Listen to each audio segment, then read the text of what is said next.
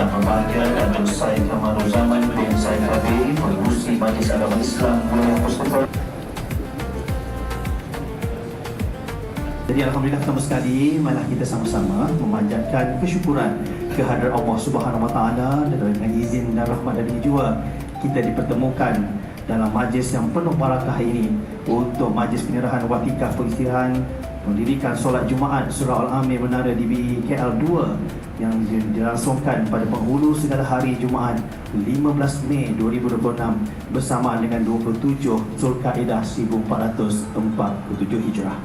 Jadi untuk makluman bersama, pengistirahan surau jemaah ini bukan sekadar satu pengiktirafan, malah ia juga menjadikan lambang keprihatinan dan komitmen kepimpinan tertinggi Dewan Bandaraya Kuala Lumpur dalam memastikan kebajikan dan kesejahteraan rohani warga kerja di BKL sentiasa diberi perhatian. Semoga inisiatif ini yang didokong oleh berbahagia Datuk Bandar Kuala Lumpur bersama dengan pihak Mawib Jawi menjadi satu amal jariah dan sumbangan yang bakal nilai besarnya kepada seluruh warga kerja di BKL bukan sahaja pada hari ini malah berpanjangan dan berterusan. Semoga menjadi sebagai pusat penyatuan ummah, pengukuhan ummah dan tempat lahirnya keberkatan dalam kehidupan serta perkhidmatan kepada warga kota. Pertama yang bagi lejalnya yang selawat dan salam kami panjatkan kepujian dan kesyukuran di atas ya Allah ya Rahman ya Rahim, himpun pada hari Jumaat di tempat yang penuh tempat untuk kami mendekatkan solat, memperkuatkan sekali engkau. Alhamdulillahirabbil alamin.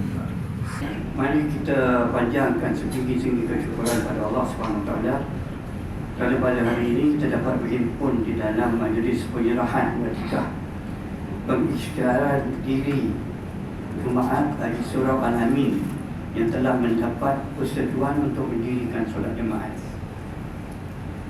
Hadirin yang kasih sekalian, masjid atau Surau Jumaat merupakan institusi umat Islam di mana ianya adalah tempat umat Islam melaksanakan solat fardu dan solat sunat secara berjemaah selain menjadi tempat untuk umat Islam berhimpun. Surau Jumaat selain masjid menjadikan institusi yang penting dalam membangunkan masyarakat.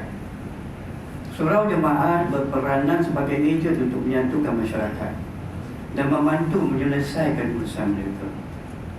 Surau Jumaat di mana-mana berfungsi akan memberikan banyak manfaat pada masyarakat sekitarnya, seperti dalam aspek pembentukan kerohanian, keilmuan dan juga pusat rujukan dan khidmat pada masyarakat.